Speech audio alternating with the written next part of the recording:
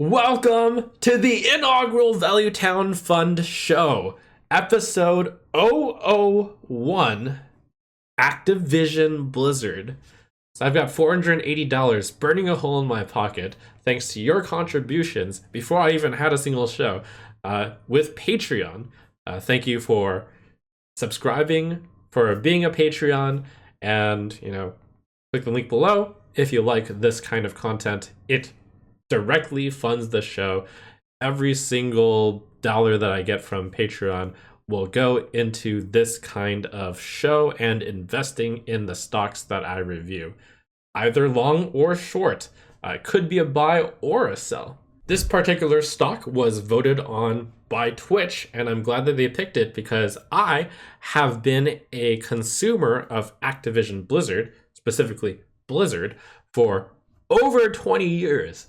Starting with Warcraft 1 and Warcraft 2, I played through so many Blizzard games. I even stream their games. I run a YouTube channel, which features mostly Blizzard games. So, as Warren Buffett would say, Activision Blizzard clearly lies in my circle of competence. It's a stock that I understand pretty well, and as Peter Lynch would say, he encourages investing in stocks that you know. But of course, you have to do your due diligence as well. And I'm going to showcase how I do my due diligence in stock research. There's a cool website called Finbox. Link below if you'd like to look into it yourself. Analysis on companies has never been quite as easy as in today's age. As even Buffett says, the individual investor has so many more tools available to them. It's Activision Blizzard, ticker ATVI, a United States-based company in the sector of communication services in the industry of entertainment. Most of you probably know this already, but I'm just going through the motions when we actually get a company that we have no idea about. And then I scroll down. What does Activision Blizzard do? They are a global company, 3 segments: Activision Publishing, Blizzard Entertainment, and King Digital Entertainment. I would imagine from my audience, you know quite a lot about Blizzard, but you don't know that much about Activision necessarily, and you certainly really don't know about what this King Digital is. They make games for PCs, video games, mobile devices. They make their money through subscriptions, through selling the games, through in-game sales, and by licensing software to third-party or related parties. That's in particular China. The company also maintains Battle.net, a digital distributor of content. It also operates esports leagues and offers advertising. It also provides warehousing, logistics, and sales distribution services to third-party publishers. Key franchises are Call of Duty, that's on the Activision side, World of Warcraft on the Blizzard side, Candy Crush on the King side, and there's also Diablo, Hearthstone, and Overwatch. StarCraft not important enough to mention. So that's Activision Blizzard. We look at the price history here, and indeed Activision Blizzard has done really well for you if you owned it over the 10 years, increasing its value by more than 7 times, which is far beyond what you would expect from a 10-year holding. This is beating the S&P 500 by a lot. But of course, past performance does not guarantee future results. One of the things I like looking at most when I see these charts is I like to look at sudden spikes up or sudden declines, and the most notable of which happened around here. There was a minus 50% correction in a very short amount of time. So certainly we'd like to know, why did that happen? Now, it's always difficult to pinpoint down exactly the reason for stock movements happening, but 2 major things occurred during this time period.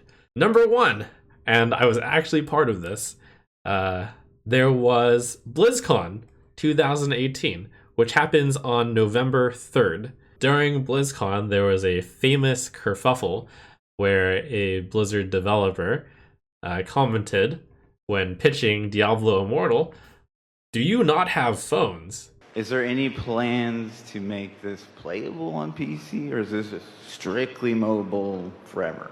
The current plan is to be on mobile, both Android and iOS. We don't have any plans at the moment to do PC. Do you guys not have phones? Yeah, you guys all have phones, right? And this was not well received by the Diablo community, who was very much looking forward to Diablo 4, and instead got the, we're not releasing this on PC, by the way. That might be the cause, might be contributor to the cause. Another potential cause is that the quarter 3 earnings report was released November 8th, and the forward guidance looked very grim. So scrolling down, here's some important metrics. Activision Blizzard pays a small dividend. I usually don't care about this metric at all. PE ratio is 30.6x. PE ratio is how many dollars are you paying per dollar earnings of the company. And it turns out you're paying $30 per dollar that the company makes per year. Is that high? Well, yes, historically it is high. However, compared to the S&P 500, which is currently trading at 46 PE as of July 15th, it is a little bit under. If you're watching this from the future, we're living in historical times where bond yields are historically low, so that is causing price earnings ratios to acceptably be high and theoretically not be in a bubble. Thanks to Finbox, looking at the financials is pretty easy. You can look at the financials a lot of different places, but I happen to like this site. First thing, income statement. I look at the revenue. Are we making more money every year? Yes, that's good. Are we profiting more money each year? Because revenue is just, getting more money through sales. Yes, we are also growing. In fact, last year looked really good. That's really good. Looking at the balance sheet, how does our assets look compared to our debt? Holy cow, we have $8.6 billion in the bank, actual cash. So our assets are $23 billion for Activision Blizzard, $8.6 billion in cash, and total liabilities, $8 billion. So essentially, this company has enough cash on hand to pay down the liabilities. That's exceptionally good. And finally, we take a quick look at the cash flow statement. How are cash from operations looking? Growing each year. Great. You can quickly see that the company does not actually require many capital expenditures because this is a company that produces software. Looking at the valuations ratios tab, one of the ratios I like looking at is EV to EBITDA. That is essentially the enterprise value multiple of this company. It indicates how much that the company is worth. That's EV, enterprise value, relative to income, which is earnings before interest, tax, depreciation, and amortization. This has risen over the past years to an all-time high of 23 times. This implies that the company is doing pretty well currently. It used to be at the low of 7 or 6 times. When you look at a price to earnings ratio, this is telling a slightly different thing. This is how much people are willing to pay the price of a stock in general per earnings that the company is making. There was a high amount of 61 times back in 2018, currently around 32x, or rather when I looked at the current, it was 30 times. Historically, this has been as low as 10 times. So you could look at this number and think, that's kind of high. But again, I believe right now, most companies do have a high PE ratio due to the unique low interest environment that we live on. Now you're going to notice that I did all of this before even opening up a spreadsheet and before trying to even figure out fair value. And I'm still not going to open a spreadsheet yet. And this is actually a critique that I have of a lot of people who just rush to the analysis too quickly. You have to understand the company first. So let's take a look at the annual report 2020. The most recent annual report that the company publishes is a good place to look for all the information about a company.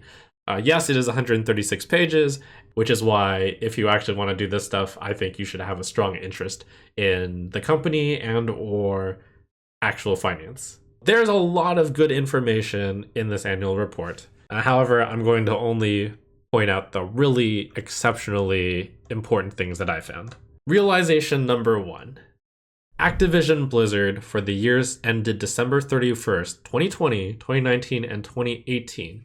The top 3 franchises, Call of Duty for Activision, Candy Crush for King, and World of Warcraft for Blizzard, collectively accounted for 76%, 67%, and 58% of our net revenues. No other franchise comprised 10% or more of our net revenues in those periods. I find this really important because that means this company relies a lot on those 3 titles. And if anything happens to those 3 titles, that's really bad for the company. The other thing that I thought was particularly important was this page 95 out of 136.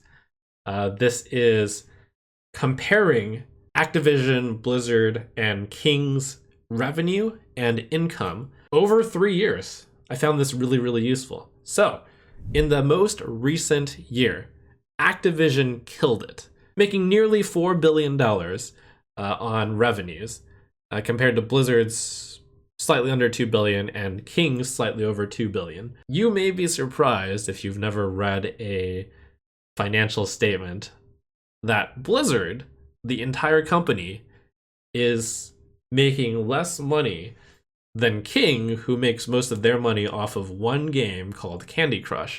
So that's to put things into perspective. Looking at this, I think it's roughly right to say at the moment, Activision is about 50% of the company of Activision Blizzard. Blizzard is about 25% and King is about 25%. In 2018, this wasn't necessarily the case, where you can notice that the incomes of these 3 companies are much closer to each other. Not quite a third each, but closer to that. Where you can note that Activision also has a generally higher profit margin. Blizzard has the worst profit margin because it takes a lot of money to develop new games. And King is actually just really steady. If you look at these 3 revenues and incomes, King is really, really steady. Along with the most recent annual report, it's really important to look at the quarterly report. Activision Blizzard happens to have a cool little investor slideshow, which is a lot of fun to look at, and only 14 pages.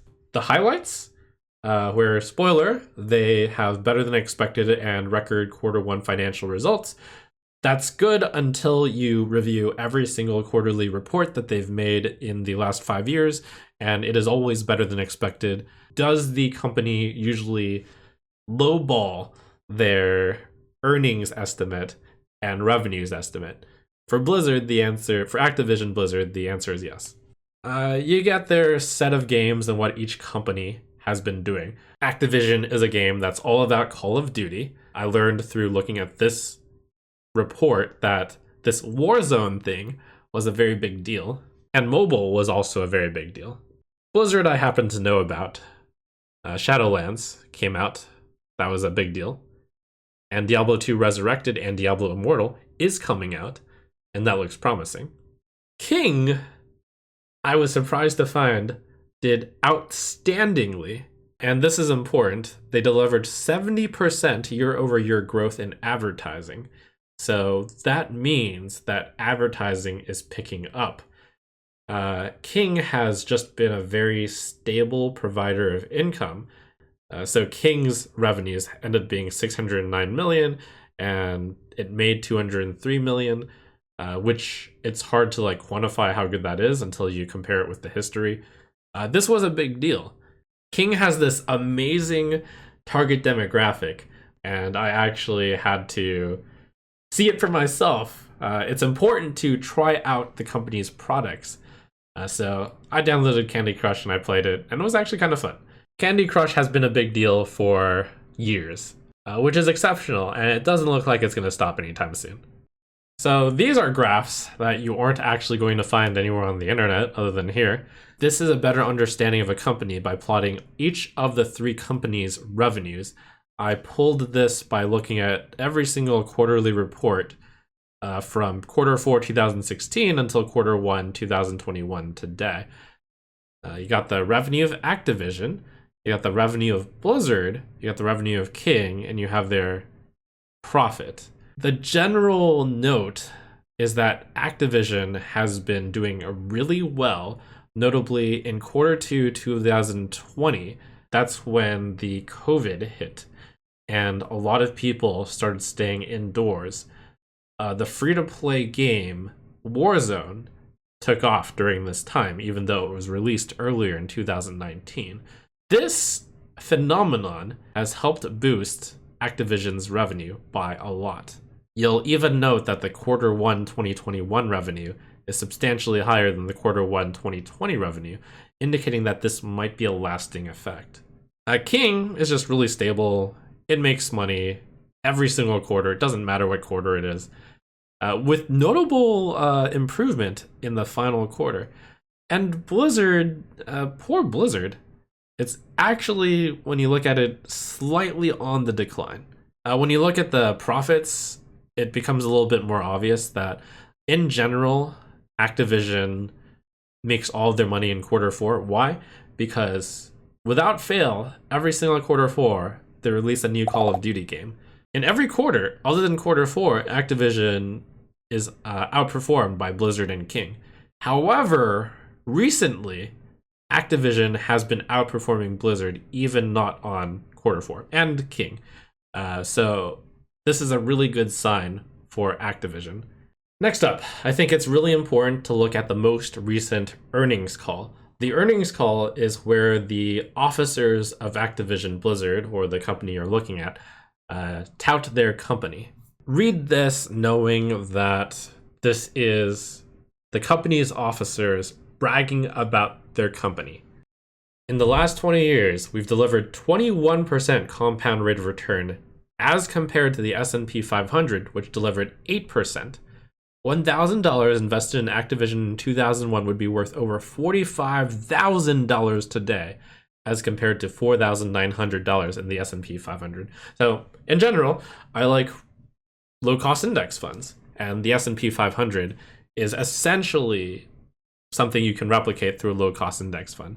And 20 years to 5x your money, that's pretty good. But you know what's even better? 20 years to 45x your money. Now, here's the thing. Past performance does not indicate future results. Activision Blizzard was a much smaller company back then, and it happened to make a lot of good games. And game companies are really defined by the quality of games that they make. I will give you the spoiler that it's probably a reason why Mr. Kotick here, CEO and director of Activision Blizzard, decided to say in the last 20 years, we've delivered great rates of returns. It turns out that over the last 5 years, it has not been as impressive. Now, there's a lot of good stuff here about what they're doing now, but I've already covered most of it. But it really did emphasize that Warzone was a really big deal, and they know that.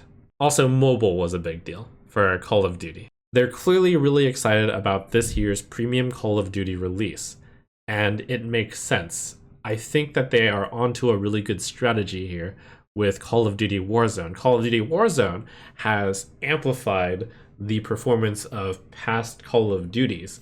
By the way, and I did some research on this, Call of Duty Warzone took off huge. It released in 2019, but it really came into stride thanks to COVID forcing everyone to shut down. This here is a Twitch tracker of games played over time, and you can see when lockdowns occurred.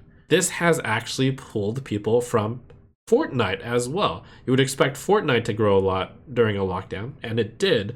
But Fortnite has, as of late, decreased in popularity. Call of Duty Warzone is the #1 battle royale as streamed on Twitch.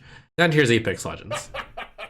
What people may not entirely realize is that Call of Duty Warzone also drives people to buy the other Call of Duty games, because apparently there's this really cool connection, cool for the company, where if you play Call of Duty, you level up weapons, which you can use in Warzone. Fascinating business model. And I can see why they're very excited for the Call of Duty release, which is going to happen December 2021. Every single Q4 people buy the Call of Duty. It's tradition. Also, World of Warcraft Shadowlands happened. Burning Crusade Classic is going to come out. This is expected to bring back some people who were subbed to Classic. Diablo franchise is exciting for Blizzard. This year, Diablo 2 Resurrected is coming out. There's actually a date for that. And also, this year, expected, is Diablo Immortal. How well is Diablo Immortal going to be? It's kind of the big question mark right now, but I think it has a surprisingly decent chance, especially in the Chinese market.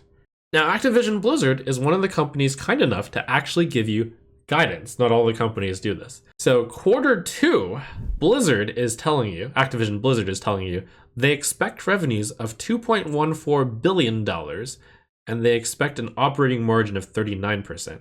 Earnings per share, 81 cents. And they also give the guidance for 2021, $8.37 billion, and operating margin 36%, and earnings per share of $2.91. It's worth mentioning that they have risen this guidance. It was lower before. So they feel better about their results.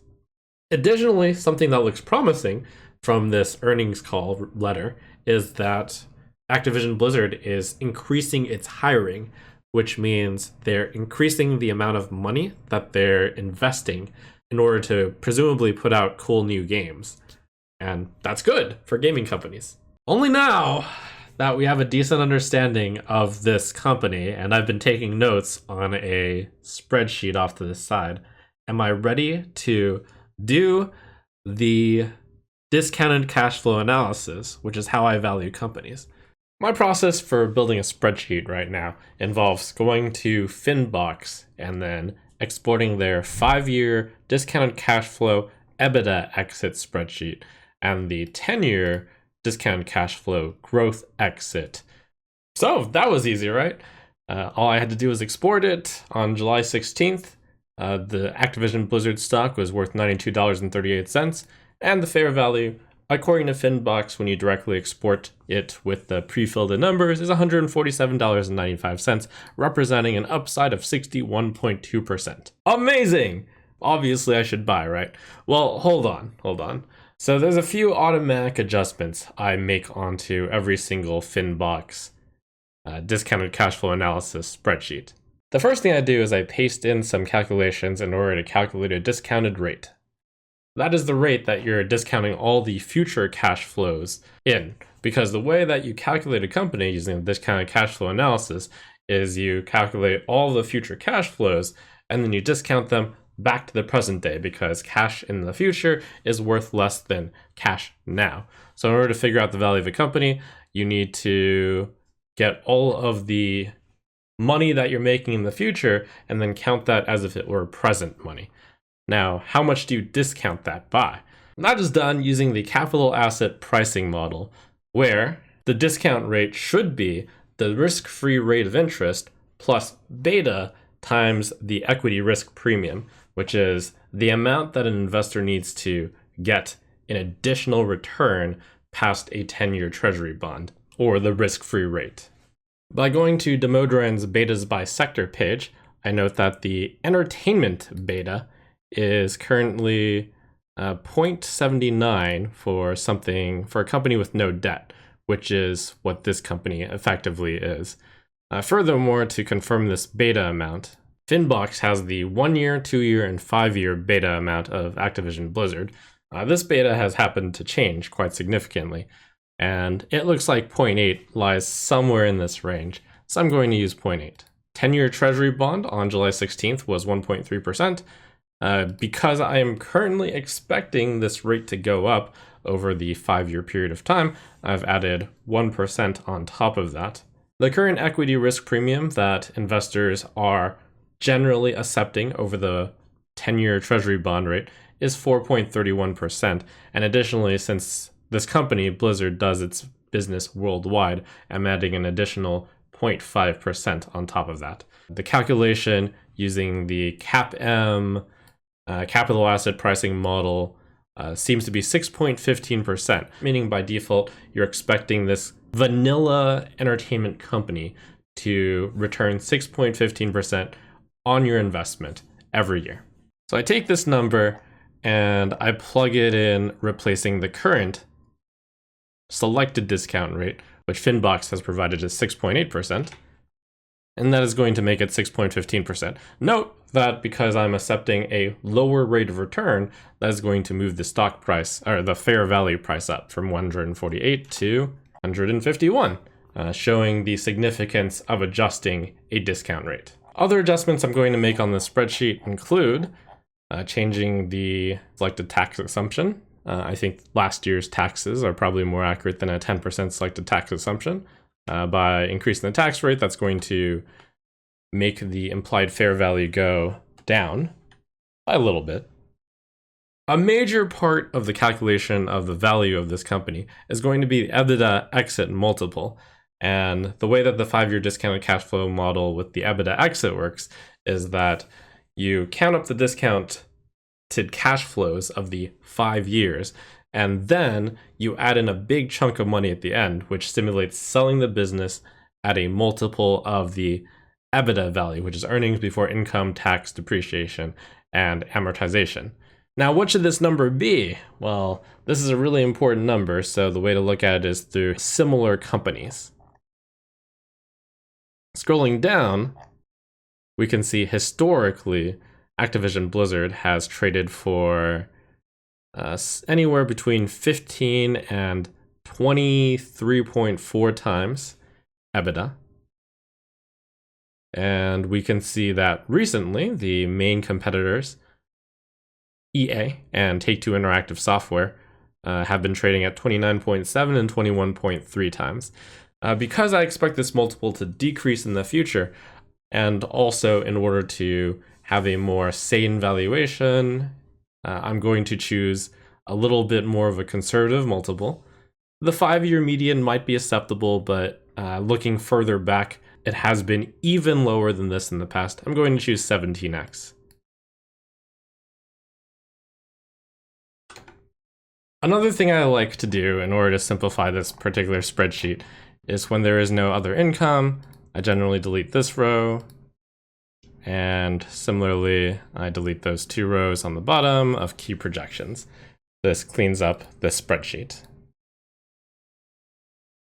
So after all those default changes, the fair value has climbed to a massive 180.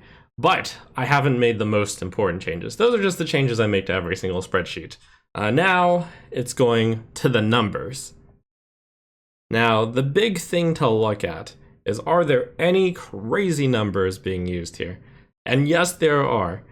Usually, the big offenders, when you just take them straight from Finbox, are going to be the years ending on the 4th year and the 5th year. Why? That's because Finbox gets their revenues and earnings through the average of analyst forecasting. So in the first 3 years, there's a good amount of analysts, so when you take the average of all the analysts, you're going to get some very similar numbers. However, in the 4th and 5th year, you can see that the number of analysts drops down a lot. So because the 4th and 5th year have so much fewer of analysts, that can really adjust the numbers here. Furthermore, for whatever reason, this EBITDA percentage of revenue has been drastically overinflated. And this is where all of the calculations I've made given the earnings reports comes into play. When I calculated EBITDA percentage of revenue by year, I looked at 2020 and it seemed to come up 37.4%, 32% in 2019, 33% in 2018, 32% 2017. Hard to say if there's going to be the constant increased EBITDA percentage of revenue. I attribute this mostly due to the Activision operating margin being higher. So I think perhaps the higher EBITDA amount can be used. So first thing I'm going to do is just replace all of these percentage of EBITDA margin by straight 37%. Furthermore, the DA margin, debt margin, and the CapEx margin, These numbers are completely wild. I'm just going to replace all of these with a straight 1%. Very minor part of this particular company. And then, with these in tow, you can simply just calculate the EBITDA by multiplying the revenue by this percentage, going across the entire row, and similarly for debt and amortization and capital expenditures.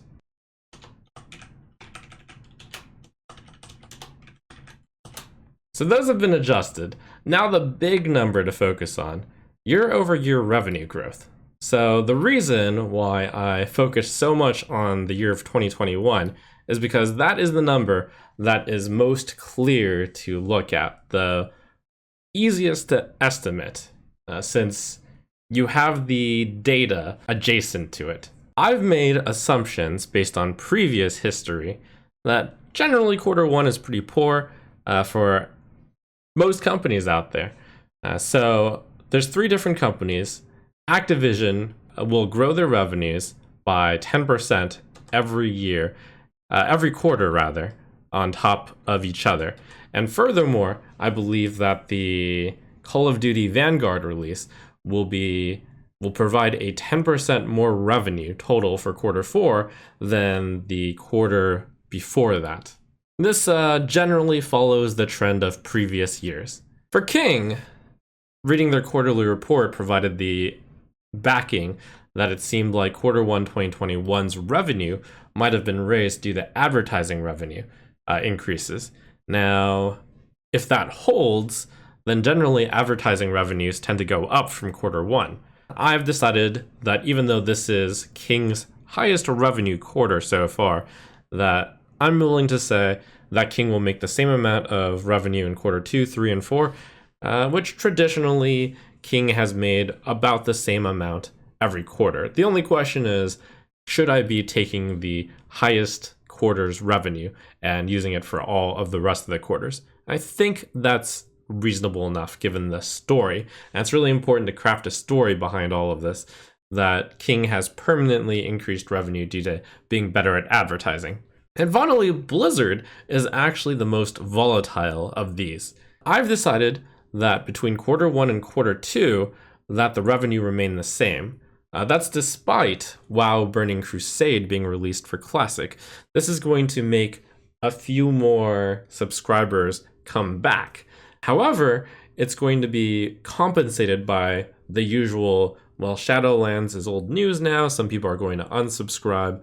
So there's generally an outflow of subscriptions following every expansion period. Now here's the interesting projections, because these particular games, like Call of Duty Vanguard, kind of easy to predict given that Call of Duty Cold War, Call of Duty Modern, Call of Duty Black Ops, Call of Duty World War II, very similar year-over-year increases. But this is a bit of uncharted territory, and this is where having the area of expertise, a circle of competence, as Warren Buffett would say, of gaming comes into play.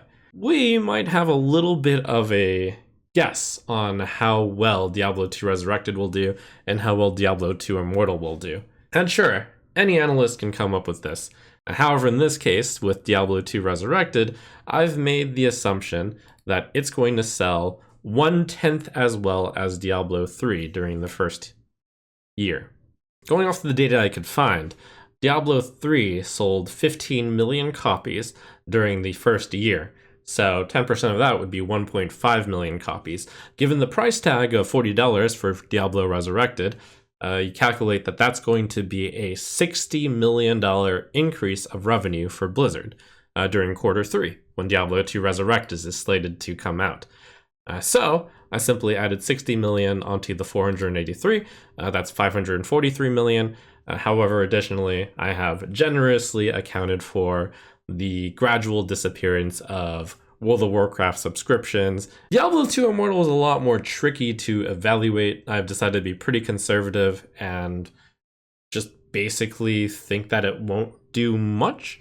Yes, this is an increase of 40 million on Q3. However, every single Blizzard Q4 has been better than Q3 just because it's the Q4 area. That's where Black Friday and Christmas comes around.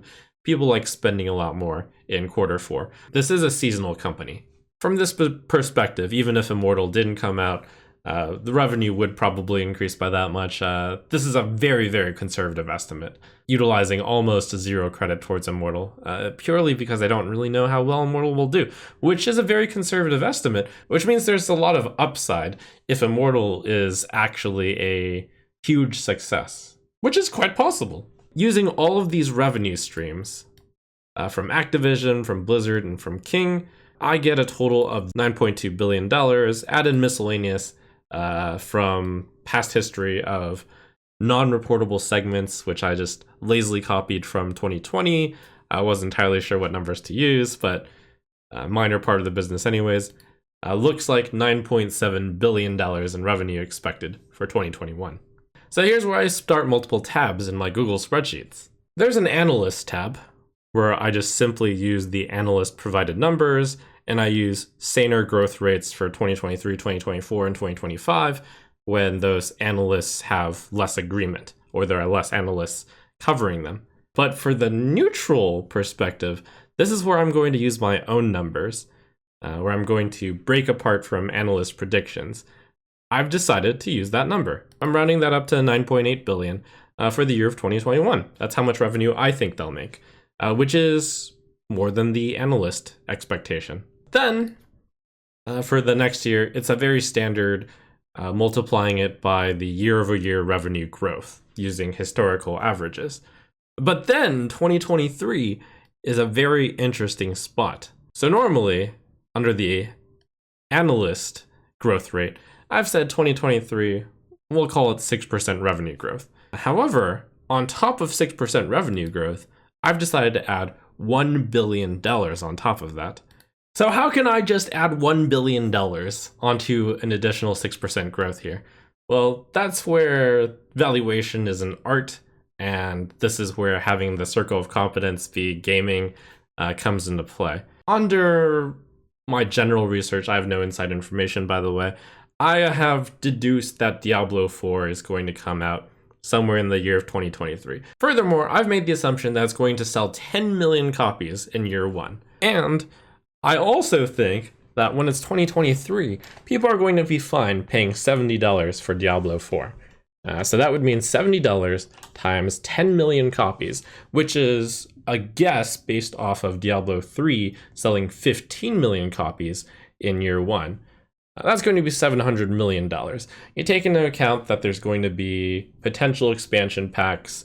You take into account that there's going to be collector's editions.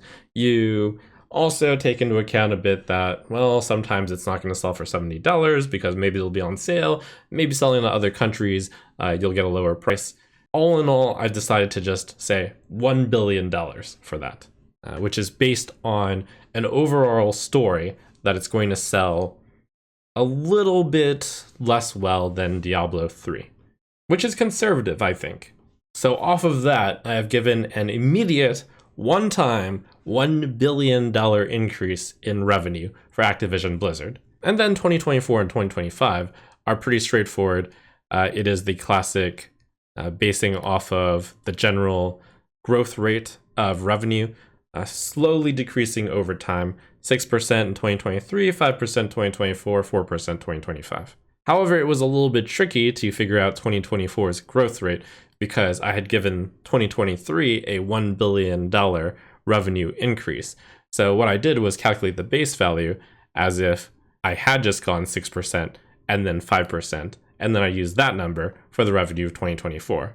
And when all that was entered, the fair value is coming up at $106.15.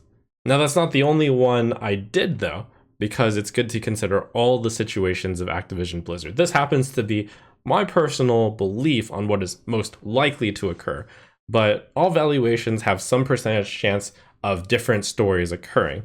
So to talk through this particular story, and it's important that all of your valuations have a story, what does this say?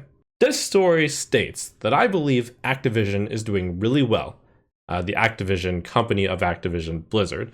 I believe that Warzone is feeling an increased desire for Call of Duty games, and quarter 2 and quarter 3 are just going to continuously actually provide extra revenue as opposed to decreased revenue, like sharp decreases post-game releases. I think there's going to constantly be purchases in this free-to-play game archetype, and that it's going to drive additional sales for their new game, Call of Duty Vanguard, because when you have this Warzone mechanic, more people are going to be interested in playing the new Call of Duty.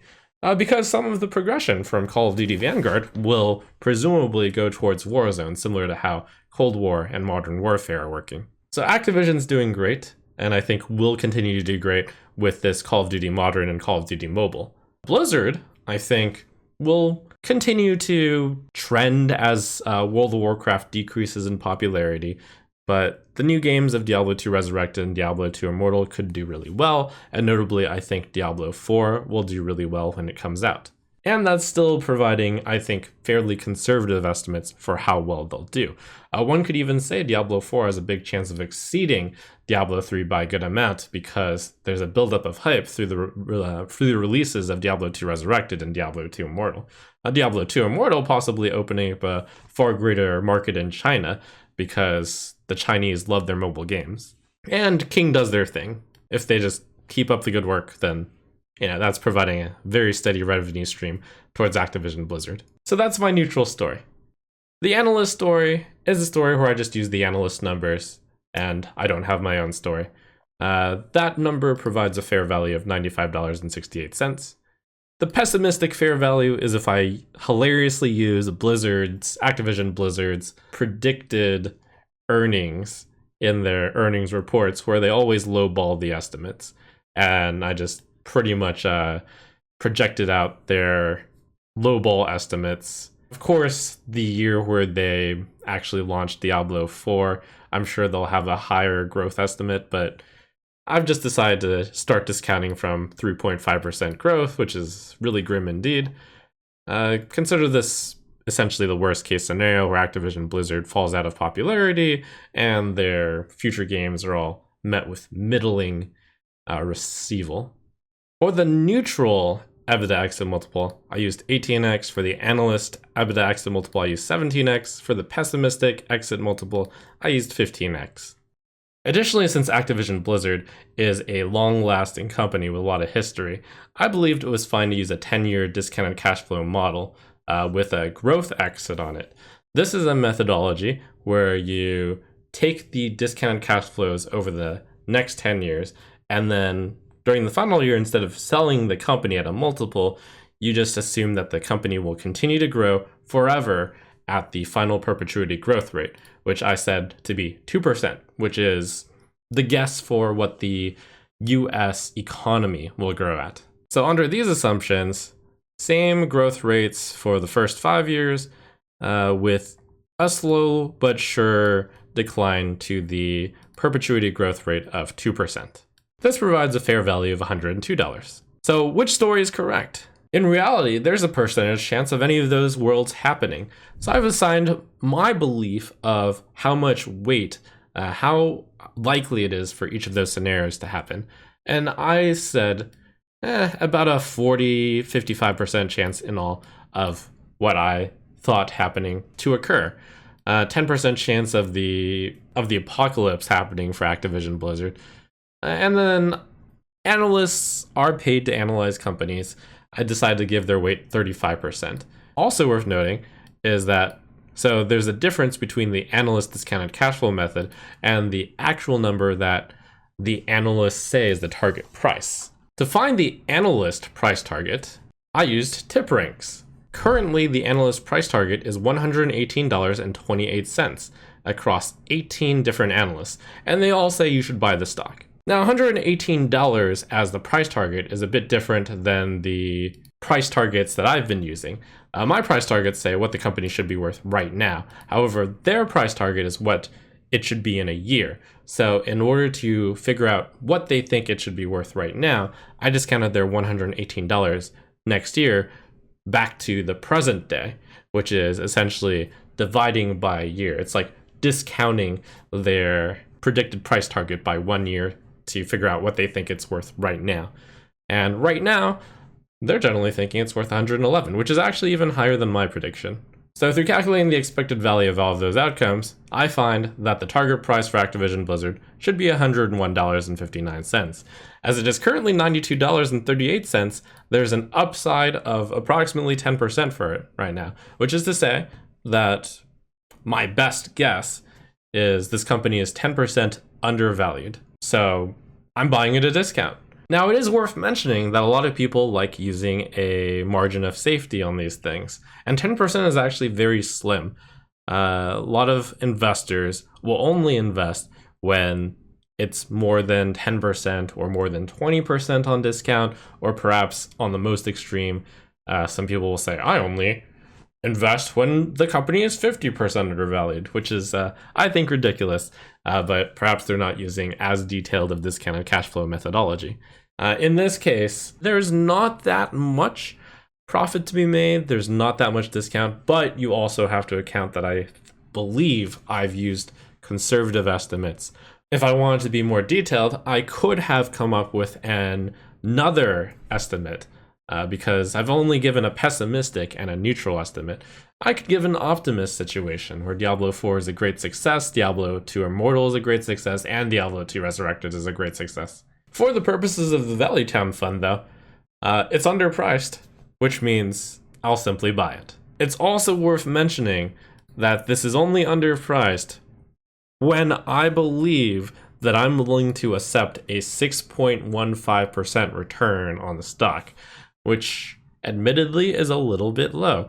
However, the beta of 0.8 represents that a company like this, an entertainment company, does not fluctuate as much as the overall market during markets' ups and downs. So less volatile than the overall market, which means I'm willing to accept a smaller return. The final bit, as I am about to go and buy the stock, I'm going to look up FinViz. Actually, this is before. This happened in between. This is the technical analysis part. I kind of think this kind of very simple technical analysis, I value technical analysis at like somewhere between 0 and 5% of the value. You can look at short-term movements and predict what the stock is going to do by reading the tea leaves. FinViz has decided to draw a horizontal line here because that seems to be what support is. It seems like it has been very difficult for the stock to go under this price. You can see it here, here, here, and here. It seems like it doesn't go under that. There's also the high side, where it seems like they don't break above that. And if they do break above that, then, that's considered a really good thing. There's also the 20-day moving average, the 50-day moving average, and the 200-day moving average.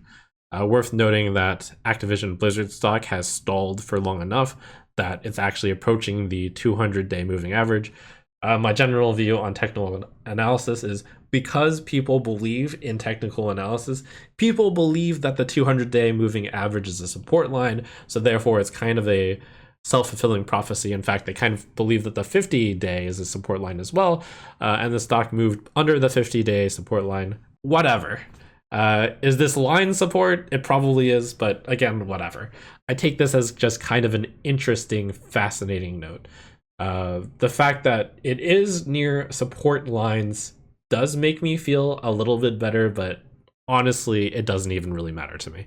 One of the big things coming up is I expect a fairly boring earnings report for Activision Blizzard. It is coming up very, very shortly. August 3, I think no big news has happened. And yet, this may be a catalyst for the stock to go up. Why? The analysts expect this company to make $1.9 billion. So I think Activision Blizzard will beat earnings expectations on August 3rd. And, this is an initial claim. If they don't, I'll probably adjust my price prediction. Now, that might not be a surprise to anyone, and even if they beat expectations, maybe the overall investor already expected that they will beat expectations because, it's a lowball estimate from the analysts. But at the same time, there is the overarching story, like on the grand scale. Think about Activision Blizzard and think of it as a COVID play. The reason why Activision Blizzard did so well in 2020 is because people were locked up at home. The theory is that people think that the people who joined in during COVID, as the country opens again, people are going to play games less. And this is a bit of the story that you have to ask yourself. Do you believe in that? Or maybe you believe that the people that Activision Blizzard managed to capture during the COVID lockdown, they're going to keep playing games. And Call of Duty, from the Activision side, this Call of Duty Warzone game, I think it's actually pretty compelling to keep playing once you've tried it out. At the very least, according to the streaming viewership, it looks like it's holding steady. Will people just stop playing computer games when the country opens up? I think no. I think we're off for a bright future in computer gaming. So again, as a disclaimer, I did not own Activision Blizzard. Now, however, I'm going to buy it. Minor position, because it's just in the Valuation fund. But maybe I've made the case compelling enough that maybe even I'm interested in buying it. And welcome to Webull, the trading platform that I use for the Valuation show. If you sign up with Webull, you and I get free stocks. That's pretty sweet.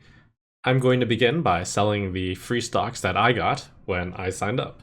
Now, thanks to the people who signed up for Patreon, even before the first airing of this episode, we've got a total of $485.92 to use. Now, on the Valuation Fund show, I like to promote long-term investing in low-cost index funds. So given that I was funded for $480, 50% of that is going to go into index funds. That's $240. Now, 80% of that is going to VTI, 20% of that is going to VXUS. Now, on the desktop, Webull is rolling out fractional shares for the desktop. Currently not in for VTI on the desktop. However, I can do so on my mobile phone. Now, I went ahead and bought my 0.64 shares of Activision. In addition, I'm going to buy 2 more whole shares of it, which I can do on this app, on this desktop rather. And hooray! There we have it, the first trades of the Valuation Fund, now with just about $240 in Activision stock and about $240 in low-cost index funds. So hooray, that's Valuation Fund show number 1 in the books. Great one to start off with Activision Blizzard, because I do not anticipate in future Valuation Fund shows that I will be able to as precisely predict a certain revenue increase given a game release such as Diablo 2 Resurrected or Diablo 4. If you're interested in these spreadsheets, they're going to be available for subscribers to my Patreon. Subscribe to my Patreon in order to support the Valuation Fund show and give me money to be able to invest in more stocks for this show. Also, by subscribing to my Patreon, you're going to be able to see more about my personal investing. YouTube is going to be able to pick the third valuation that I do in this series. Go ahead and post in the comments to my reply a company with its stock ticker and a brief reason why that should be the next company evaluated.